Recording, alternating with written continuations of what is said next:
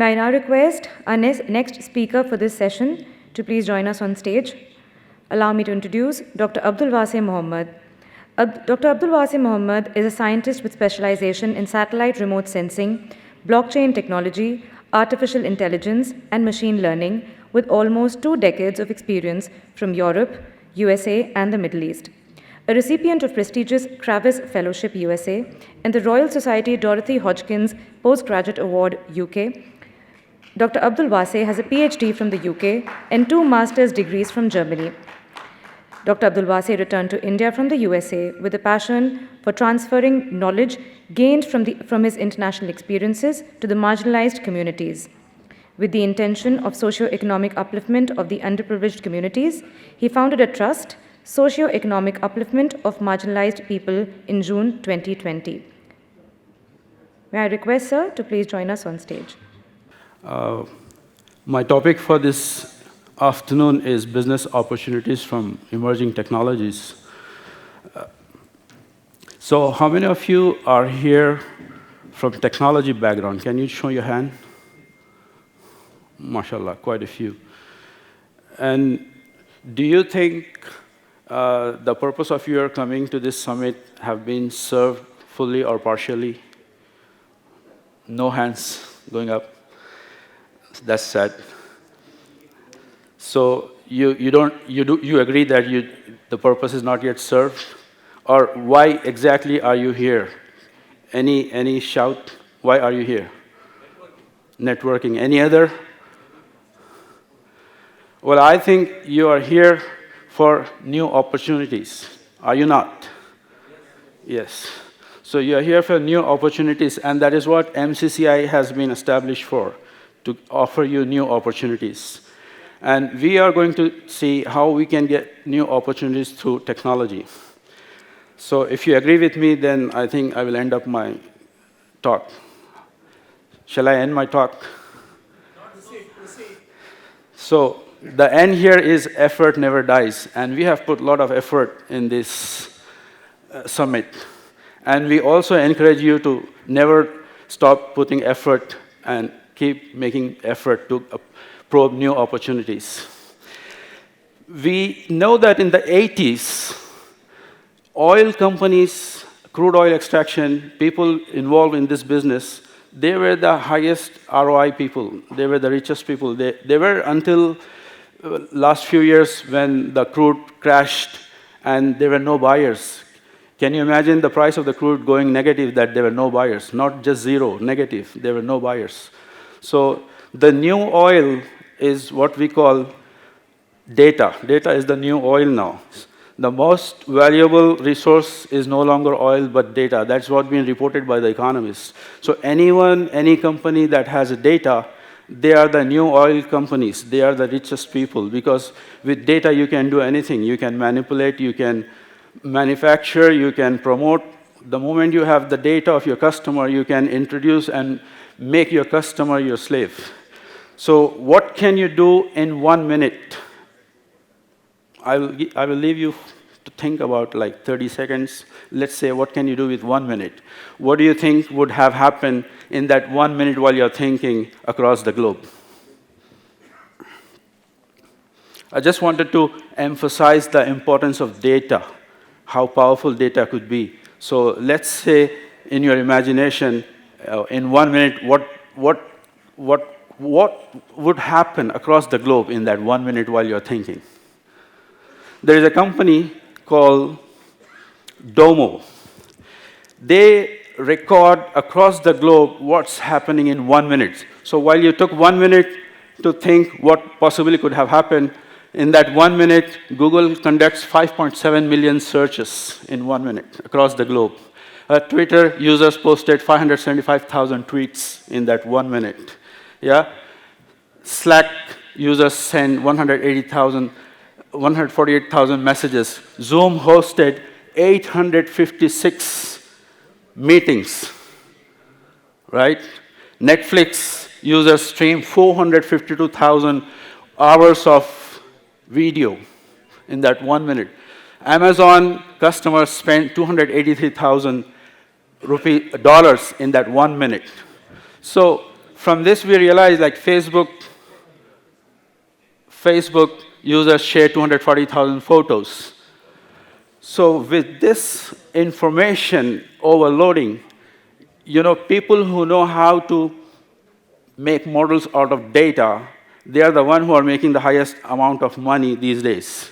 So that is why I think those who want to take a next leap in the business world, they should focus their attention on gathering data in whatever industry, whatever area you are working, you're doing business with. So one of the applications that I did a few years back when I was in US was I used 11 years of data from the farmers, and I built a model using the data science, AI, and artificial intelligence and machine learning. In United States, there are 8 states that's called corn belt. They grow only corn. So they were using nitrogen in the field. And some of the nitrogen was used by the crop, and some of the nitrogen was left in the ground. Or when there is a precipitation or rainfall, that water just flows, the nitrogen flows with the water, polluting the groundwater, surface water. So I was asked to find out if there is any solution. So using the historical data from the farmers, from the growers, from the 8 belts, I built up a model in which I use artificial intelligence, machine learning models, and I demonstrated to them that they were using 240 kilograms of nitrogen per hectare. So from my model, I suggested to them, in fact, I advised them that 174 kilo nitrogen is suffice for the same yield that they were getting with 240 kilos. So there was a saving for them in terms of money with nitrogen, as well as there was less environmental pollution. So you can see that horizontal line, the peak, that's the maximum yield. After that, whatever amount of nitrogen they put in the field, the yield is constant. There is no increase in the yield. So this is one of the application of data, the power of data that I wanted to demonstrate. And I presented my paper in a conference in Canada in 2018.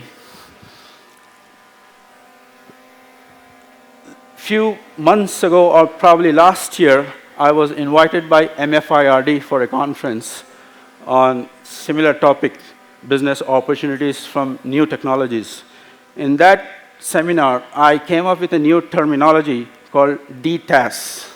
I'm sure some of you were present in that seminar who are also sitting here.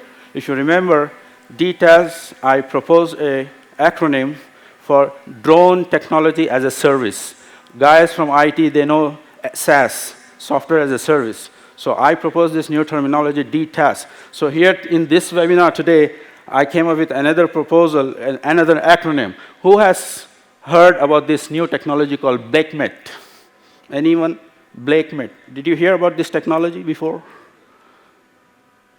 Have you come across this terminology, BLAIQMET? It's a new technology. No?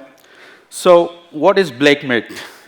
BLAIQMET is blockchain technology, artificial intelligence and machine learning, Internet of Things and cloud computing, quantum computing, Metaverse. That's BLAIQMET.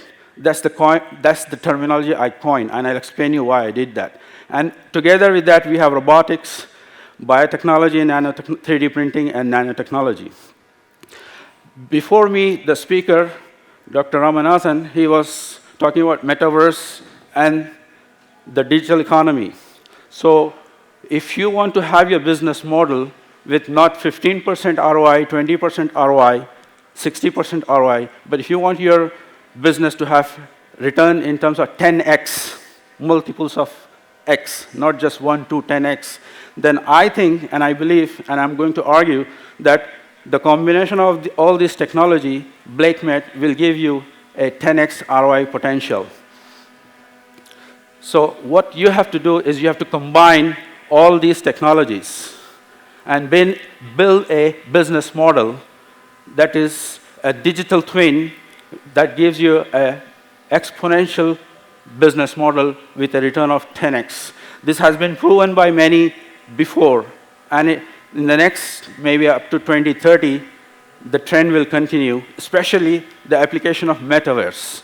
How many of you have heard about this word Metaverse? Can you show your hand? Yeah. So the digital twin of any business model will give you the opportunity to not only improve your efficiency and performance and reduce the risk of doing that physically, but it also scale up your business model. Right now, the technology is being applied in medicine. So the doctors are doing operation on patients in Metaverse before they are doing it in physically on the patient. That will give them a leverage on reducing the risk of the patient. Similarly, in aircraft industry, the turbines are being tested in a Metaverse, and then physical models are built. So that will also save them time and money because they can repeat it. In physical model, the prototype repetition will be very, very expensive. Here is one example where an engineer is using this technology to simulate the repair and maintenance of a facility in an oil refinery company and trying to figure out what could be the potential risk on the employee should the employee go on the field to repair it.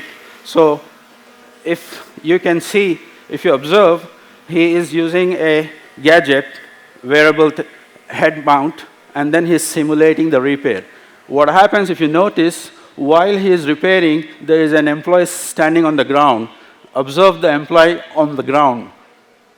While the other labor, he is repairing, the technician on the ground is helping him, and then you notice what happens.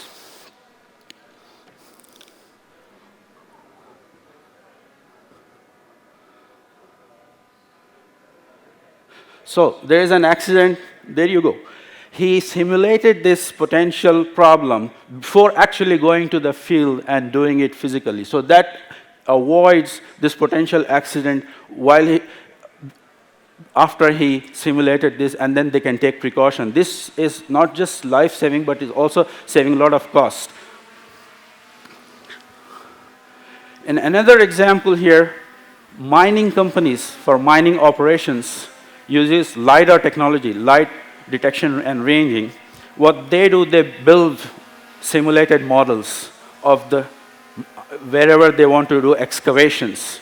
And then they compute the volume of excavation, build the model, and then either they quote for a tender, or they bid for a tender, or they themselves calculate how much time is required, how much labor is required, how much complete calculation they simulate it before they go to the field, using the same technology of the model they built, this is again the LiDAR data, powerful data. This is used, now I've been exploring with data from satellite where the Russian and Ukrainian war is going on. So I'm building a model for insurance companies where before the war and after the war, what is the destruction over that period, and then the insurance companies will use that for the claims. It's one of the most powerful applications of this type of data. So as you can see, all calculations are done using the LiDAR technology. Then they can minimize the error in their model, and there's a lot of cost saving. So all this is dependent on data and how you manipulate the data with your models. Recently, we also advanced so much that we are able to now monetize behavior. So if I tell you, you're all sitting here, if I tell you, if you laugh, you will get $1. How many would you believe that?